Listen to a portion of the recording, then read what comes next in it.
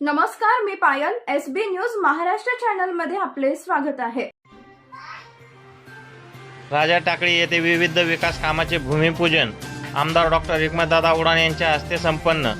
जालना घनसावंगी तालुक्यातील राजा टाकळी येथे विविध विकास कामाचे भूमिपूजन उत्साहपूर्ण वातावरणात पार पडले. घनसावंगी विधानसभा मतदारसंघाचे आमदार डॉक्टर हिकमतदादा उडाणे यांच्या प्रमुख उपस्थितीत हा कार्यक्रम संपन्न झाला.